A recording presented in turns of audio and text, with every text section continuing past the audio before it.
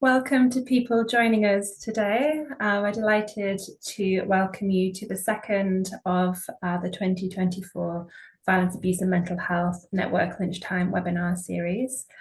These webinars are short, concise presentations which aim to bring you new evidence, new analysis, new research, practice insights, and to really draw out the real world implications of what is being presented to you. So we're sure you'll get a lot out of it today. For those of you who are new to the Violence, Abuse and Mental Health Network, a very special welcome to you. Just a note about us, we aim to reduce the prevalence of mental health problems among children, adults and the elderly by bringing together experts with different ways of thinking about violence, abuse and mental health. So some with personal experience of these issues, others with expertise from the work that they do, and survivor researchers with both. Ultimately, we are working to understand, prevent, and reduce the impact of violence, abuse, on mental health. Today, I'm absolutely thrilled to have my colleague, Dr. Ladan Hashemi, join us from City University, London. Ladan is a social scientist specialising in the application of advanced quantitative research methods in the context of violence. She has a background in social science and epidemiology, and her research focuses on intimate partner violence and violence against children. Her particular interest lies in enhancing the measurement of interpersonal violence and understanding its ramifications on health and society. As a senior researcher, she's worked in 3 countries, Iran, New Zealand, and the UK. In Iran, Ladan's research focused on family structure and dynamics, including conflict and divorce, and their impact on the well-being of women and children. Ladan joined the Violence and Society Centre at City University of London in February 2022, and her current research focuses on improving violence measurement in gender-hostile settings, such as Iran and the Middle East, as well as among marginalised subpopulations in the UK. I'm going to ask my colleague Flavia to please share the slides. I'm going to hand over to Ladan to present. Ladan, thank you so much for being with us today. We're delighted to hear your talk on polyvictimisation in the context of forced marriage, the experiences of women in Iran. Thank you. Thank you, Shem. Thank you so much for the opportunity to present my research to your network. So this research was supported by VAMHN project, which is funded by UK PRP. So I just want to acknowledge our funder. Please, next slide. So in this research, I'm focusing on polyvictimization in the context of forced marriage, and I'm using data that we collected from Iran to explain this concept. You probably know that forced marriage is a form of violence against women and girls, and is where one or both parties engaged in the marriage have not or could not give their full, sorry, I'm gonna close this window so I can see the slides. Sorry, could not give their free and full consent to marriage or to leave the marriage when they wanted. One very well-known forms of forced marriage is child marriage, but not all forms of forced marriage are child marriage. And this particular research is focusing on forced marriage in a broader concept and not just inclusively looking at child marriage.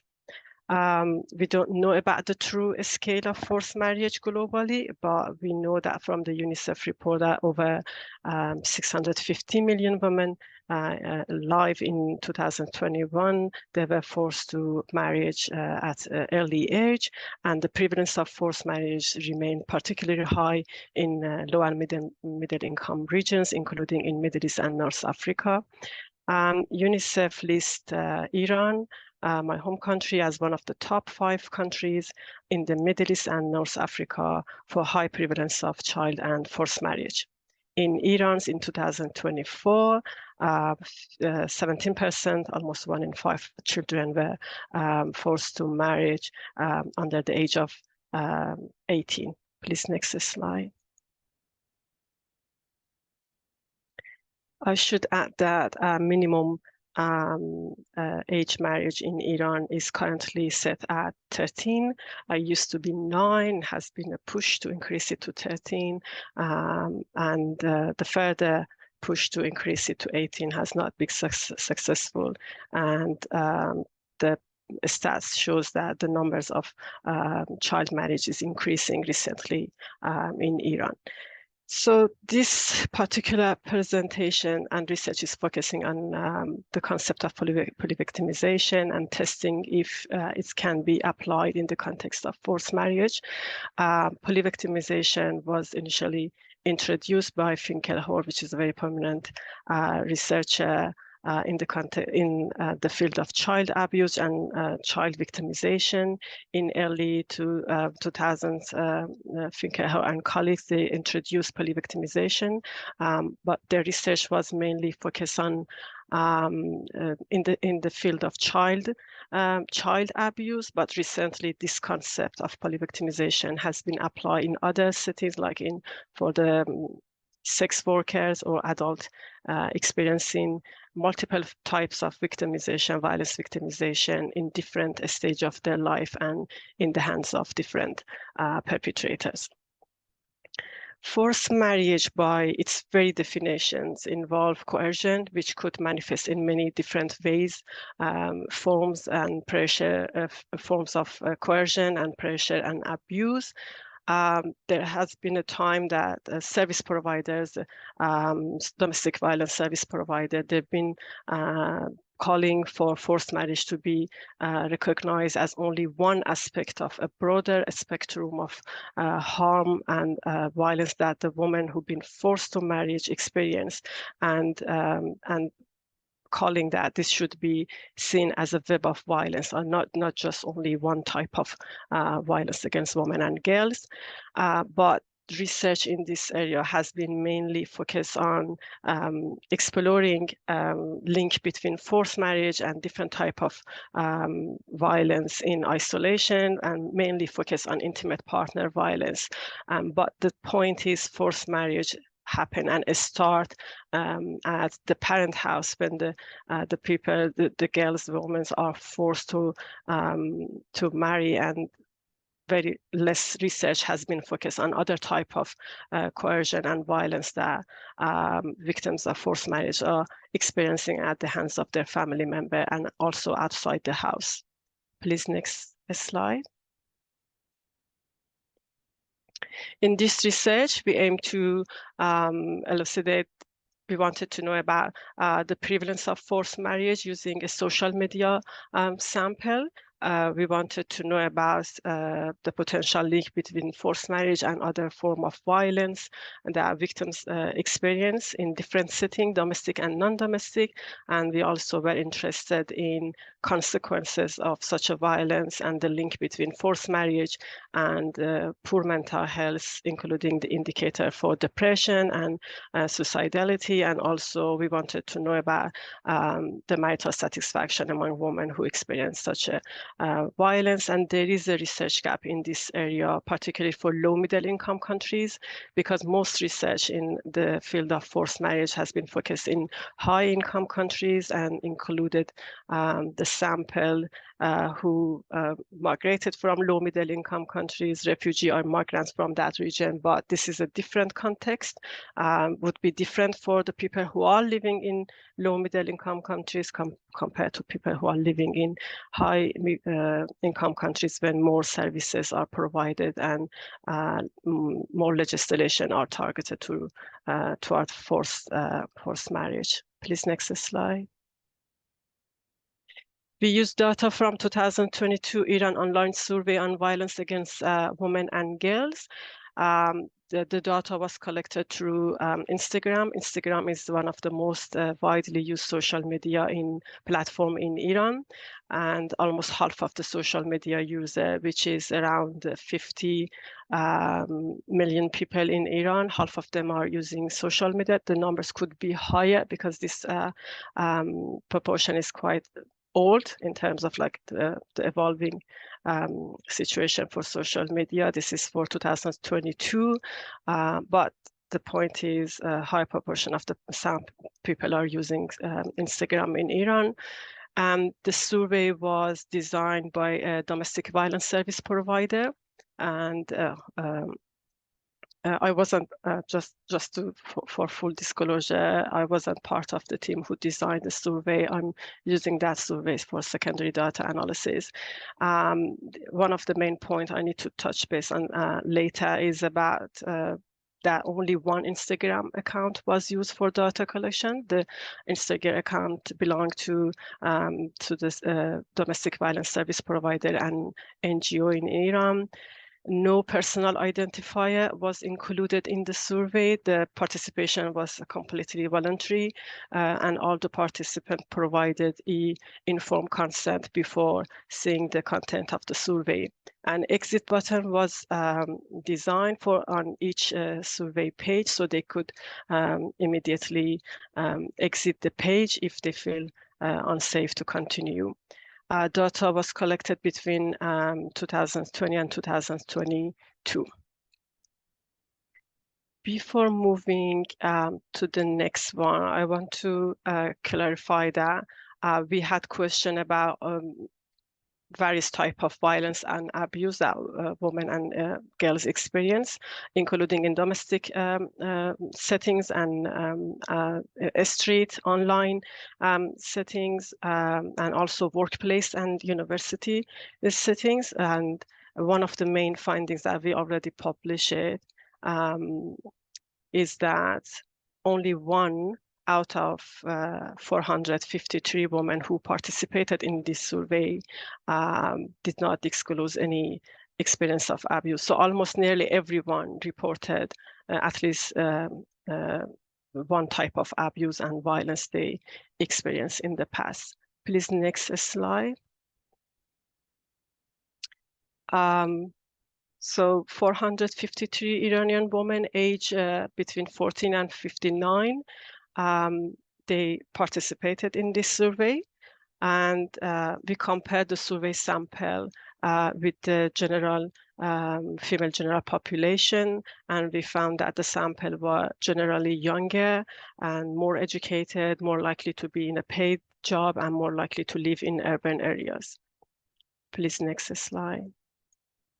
As I said, like the whole sample, almost the whole sample, they reported experiencing at least one form of abuse and violence, but specifically focusing on forced marriage, almost 11%, almost 1 out of 10 reported experiencing forced marriage. This is lower than the 70% that we have from UN data set, saying that 17% of children in Iran experience child marriage. So I would say this is kind of underrepresented compared to what we expected to see. But this could be due to the nature of the sample and the fact that this is a social media sample.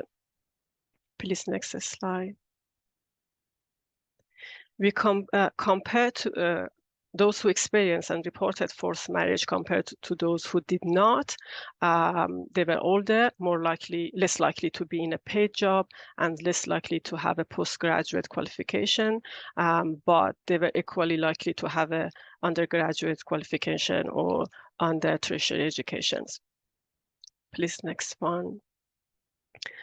For the paper, I reported adjusted odds ratio on unadjusted odds ratio, but for this presentation, for the ease of illustration, I'm focusing on percentage. And I'm looking at, we are looking at the blue bar, which is the forced marriage group, as you see, compared to the orange bar, which is the self-chosen marriage, self-selected marriage group.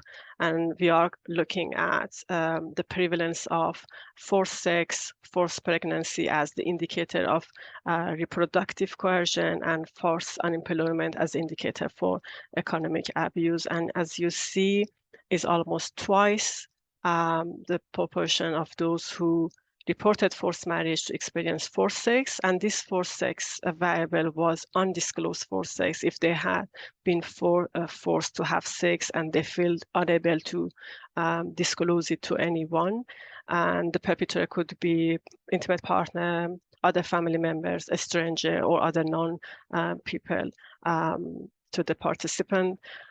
The same here, you see much higher proportion for forced pregnancy compared to in a forced marriage group compared to those who did not report forced marriage. The same pattern you see for forced unemployment. Forced unemployment was about, have you been forced to quit a job or not to seek a job, and if this was due to abuse and violence at workplace or at home. And you see it's almost twice more likely for the forced marriage group to report it. Please, the next slide. Here, we are looking at the prevalence of domestic violence by forced marriage status, the same blue bar representing forced marriage group.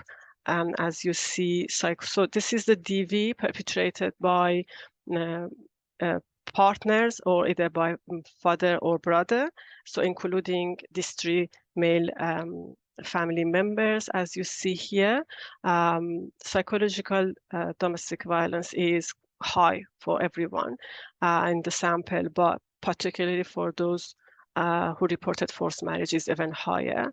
And the same is for sexual DV, which is twice more than those who did not report forced marriage. Physical DV, the same, is higher, and a similar pattern when we use any DV, including any form of DV they reported, which is almost 90% of those who reported forced marriage, they were experiencing at least one form of domestic violence. Please, next slide. Here, we are disaggregating the previous data on domestic violence by relationship between victim and perpetrator, and this is for intimate partner violence. As you see, those in the blue bar, forced marriage group, they were more likely to report psychological IPV, more likely to report, almost twice more likely to report sexual IPV, and the same pattern for physical IPV. Please, next slide. This slide is focusing on DV exclusively perpetrated by father or brother. And as you see the similar pattern, those who reported forced marriage, they were more likely to experience psychological DV in the hands of their father or brother, sexual DV in the hands of the father or brother, and same pattern for physical DV in the hands of father or brother. And our last slide, which is next one. This one is focusing on consequences and or correlation between forced marriage experience and mental health indicators here, which is depression and suicidal ideation. As you see, the blue bar, the forced marriage group, they had higher score, mean score in depression and suicidal ideation. And we also look at the marital satisfaction, and we found that they are having lower score in marital satisfaction compared to those who did not experience forced marriage. And again, just bear in mind the whole sample, they reported they experienced at least one form of abuse or violence. So this is not like comparing people who had forced marriage compared to those who did not experience any type of violence. Other group, self-chosen marriage, also experienced some form of abuse or violence. Please, next slide. Just to sum up, women victim of forced marriage are at higher risk of enduring multiple forms of violence in different settings, including at home and at work. And at home, I mean like in the parents' home and in their home with their partner, and also in the hands of the multiple perpetrator, including their male family members and their colleagues. We did not look at, we did not have data on violence perpetrated by for example, mother-in-law or other male family members or other female family members, but this is what we had. And also they were more likely to suffer from higher level of depression and suicidal ideation and lower level of marital satisfaction compared to those who did not experience forced marriage. Please, next slide. Okay, so our findings support the notion that the concept of polyvictimization as developed by Finkelhor can be applied to forced marriage context, and the policies targeting forced marriage should recognize that the victim of forced marriage often experience multiple forms of abuse and violence, and not just only one or limited forms of violence. So a holistic approach is essential at legal level, at service provider, at prevention, at intervention, and addressing not only forced marriage itself, but also other related form of polyvictimization in this context. Also taking polyvictimization into consideration plays an important role in violence prevention and intervention. For example, specialist services for victims of forced marriage should acknowledge that the complexity of polyvictimization and the complexity of experiences these victims have, and also the complex needs that the victim of forced marriage have, and tailor their support services to these complex needs, and also to ensure that mental health support is integrated in their services provided to these victims. And the last slide. Thank you for your attention to this presentation. I'm happy to take any question you may have.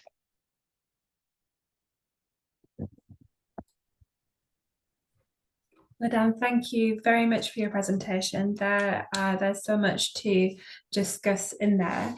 May I ask if people have questions that they would like to for me to put to Ladan? I appreciate that you're all muted and videos turned off because we have this set up as a Zoom webinar.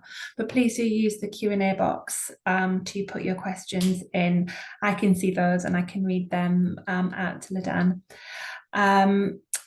And I can see some of you have been using the chat box already to introduce yourselves and to share resources. So please do continue to do that if that is helpful as we're talking.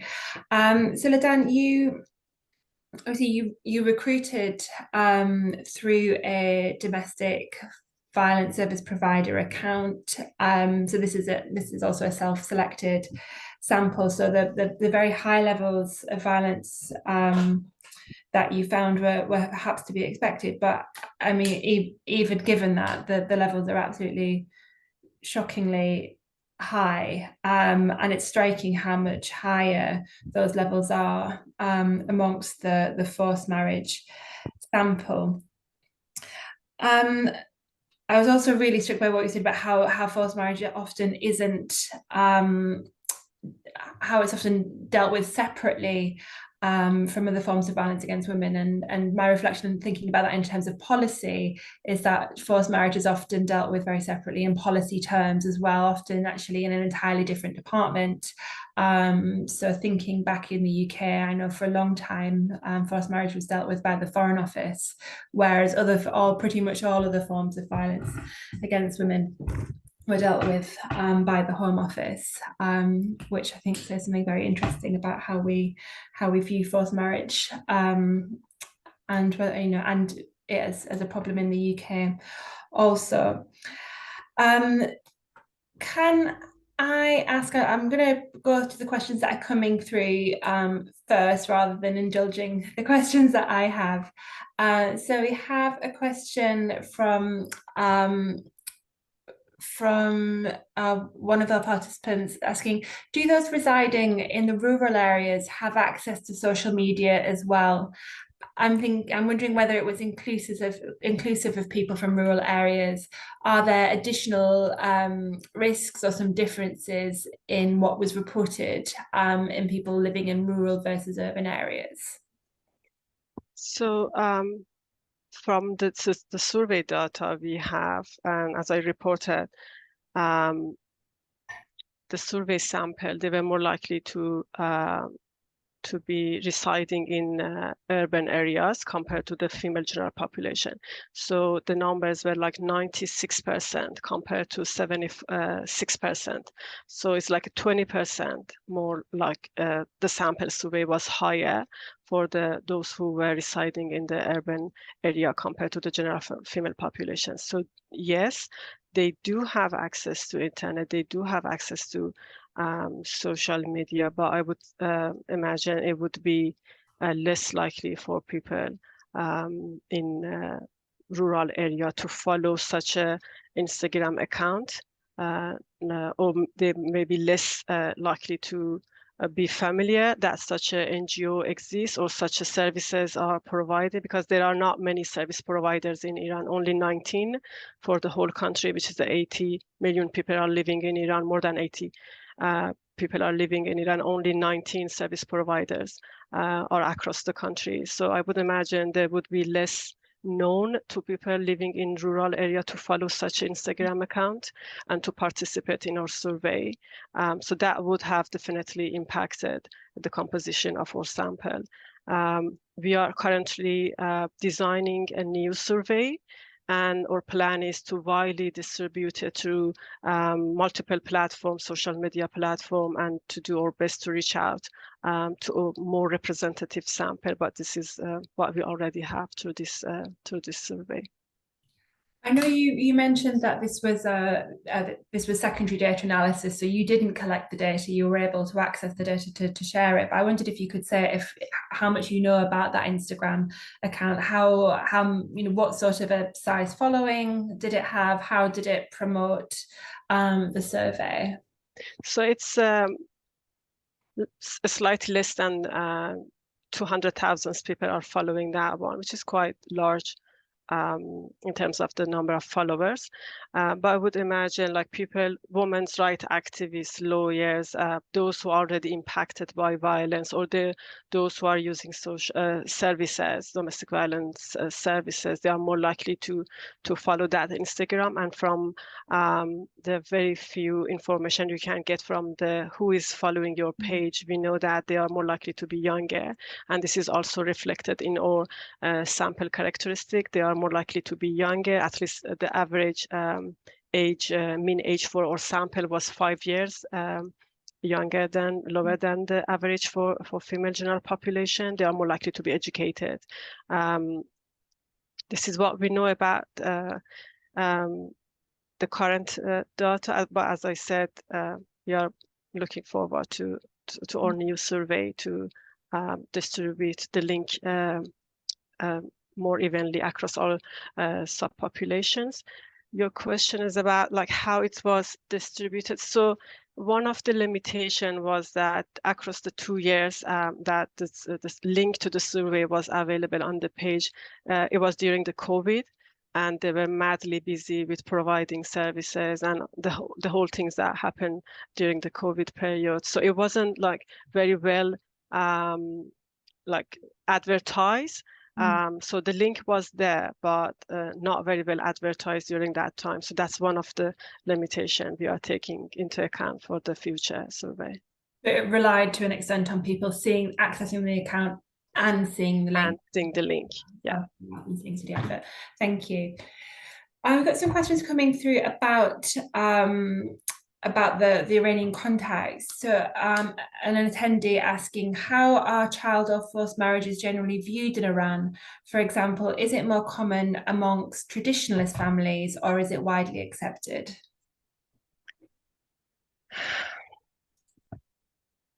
There is a resistance toward violence against women and girls in Iran, including for forced marriage among non-traditional families. So I would expect it would be more acceptable for traditional families, and for those living in urban, rural areas, or those living in remote areas close to the border, which where the poverty is higher and education is lower. So there is a clear distinguish between what is happening in law and legislation around child marriage and what's happening at the community level.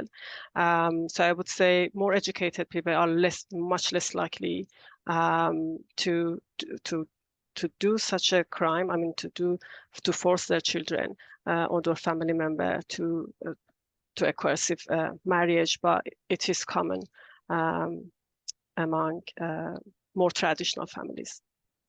And relatedly, do you find that forced marriage is generational? And if so, what impact does that have on family systems? Not that we have a data on this one. So I try to stick with the data we have. We see that it's more common among older people in our sample compared to the younger one. It could be due to the less exposure time they had to be coerced in a marriage, but also could be a pattern that the forced marriage is decreasing among younger women, and there is a resistance for that one. But as the economic situation is deteriorating, I would expect that there would be and the numbers are showing that there is an increase in child marriage in Iran because of the economic situation, and because there is a resistance in the government level to increase child marriage age and to criminalize it. Can you talk a little bit about the differences how you would explain the differences you found in the levels of violence between people who had and hadn't experienced forced marriage? So what is it about forced marriage, do you believe, that is impacting the violence rates? What is it that's driving them up? I think what we are seeing is a web of violence. So when an adult or child, the agency has been removed from there to decide about one of the main and most important relationship in their life, which is marriage.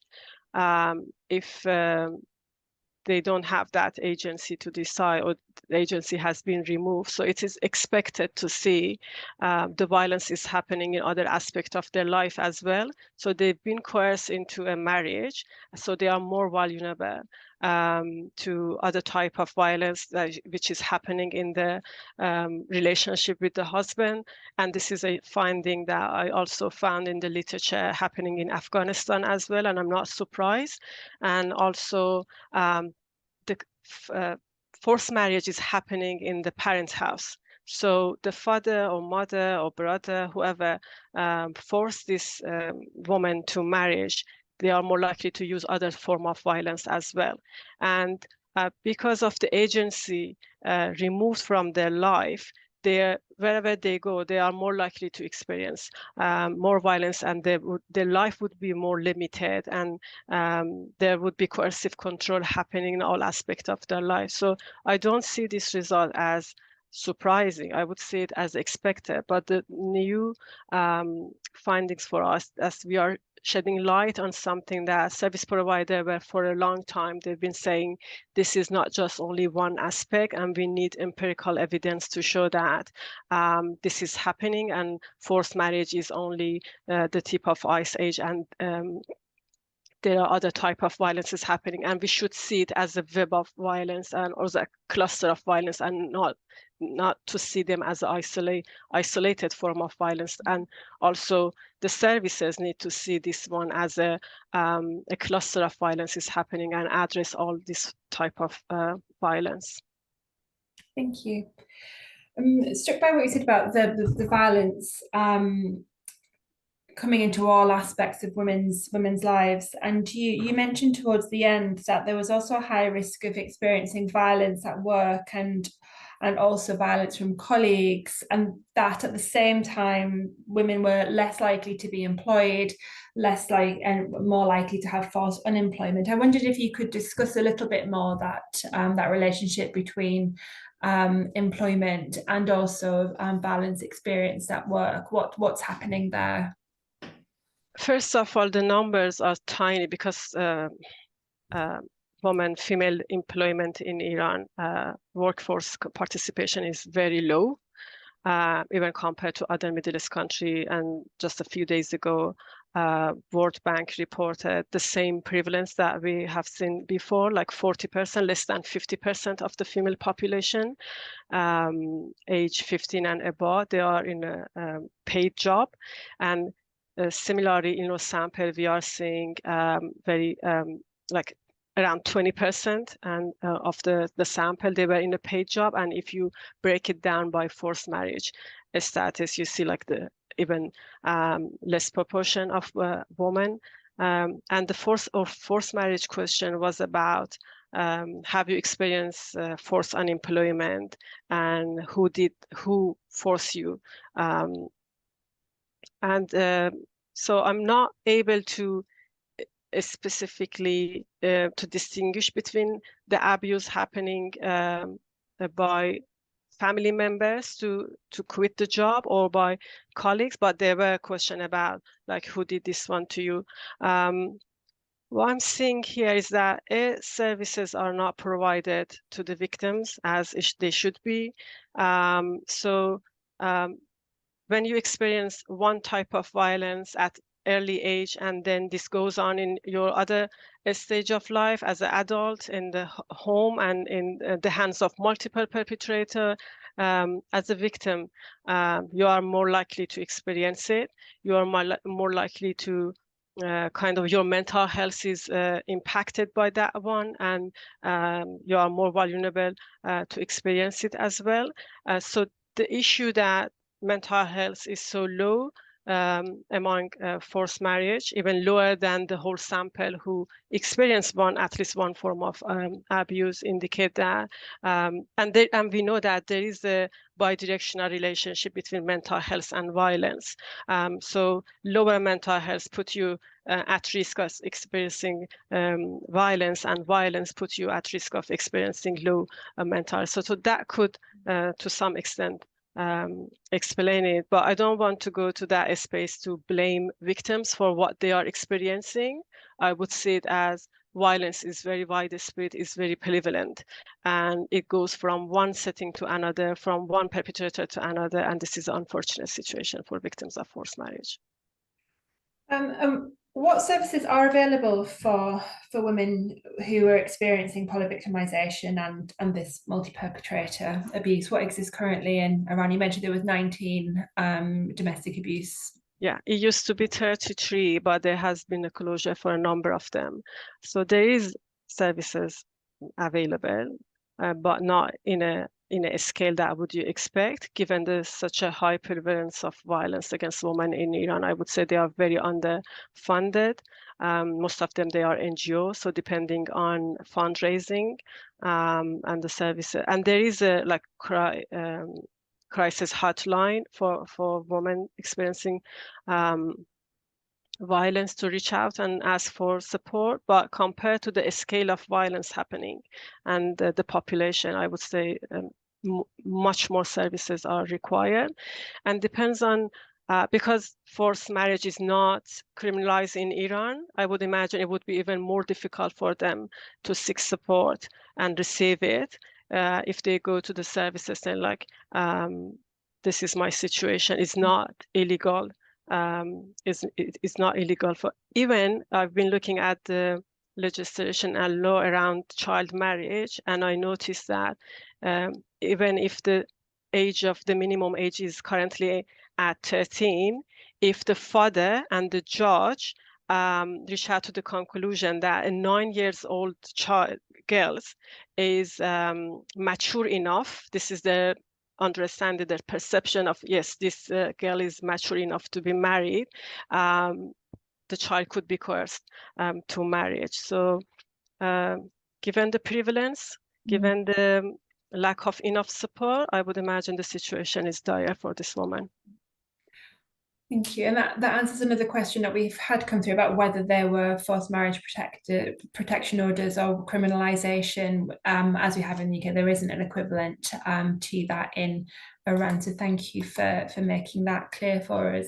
And thinking about support, when women move on from these support services, if their marriage is abusive, their family is abusive, they're in this web of violence, as you've spoken about, actually where you go to be safe must feel very limited.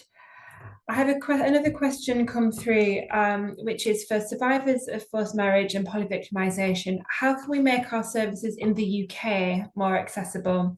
Survivors face so many barriers, and I wondered what your thoughts were on how we can better promote support services for the most marginalised communities. I was thinking about the relevance of this work to our audiences here in the UK, and the first thing came to my mind is for the victim of forced marriage, no matter where they are, I think the situation would be very similar to what we are seeing in Iran. I mean, in terms of the polyvictimization and the chance of and the risk of experiencing multiple forms of violence. And this is due to the very nature of forced marriage, which is removal of agency from the victim's life. I think for the marginalized population, the first thing comes to my mind is awareness raising, because we know that the prevalence we are seeing, even in the UK, they are much likely to be very underreported. And this is the nature of the forced marriage, that the victim, they very high likely to not come to the services or to report it. So the first thing would be campaigns to raise awareness that this is a violence. This is marriage at such an early age, or even for adults being forced, among migrants, among refugees, that who might be vulnerable. They might need a visa, they might need to secure a life here. So it's very high likely that they might experience it, but not knowing that this is illegal.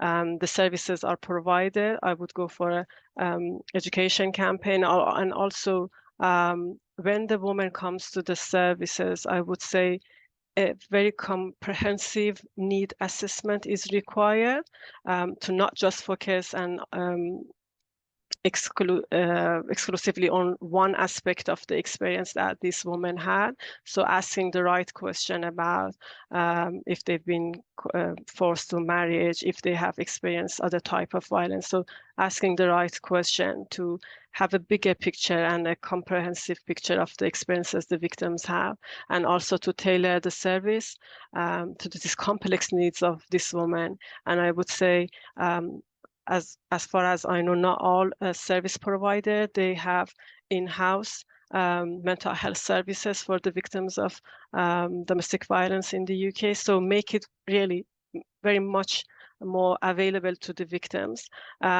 is very crucial. One more aspect is that this is very well known and established finding from other research. We know that women who are suffering from poor mental health, they are less likely to ask for help. So to be proactive, to initiate approaching this woman and to offering support and to opening this window so they can disclose their experiences and to realize help is available, I think is absolutely crucial. You are mute. As is tradition, I am mute. Thank you so much, Ladan, for taking all of those questions. We had a couple come through in the last couple of minutes. I'm afraid we don't have time to get to, but Ladan, what I can do is pop them in an email to you, and we can add those to the tweets that we'll be putting out to summarise the findings later. So hopefully we can get all of those questions answered. Thank you very much for sending them through. Please do join us for our next VAM webinar, which will be in September. We are taking a break for August, and we will have Women's Aid speaking to us about some of their latest findings and analyses for our September webinar, which we're very excited about.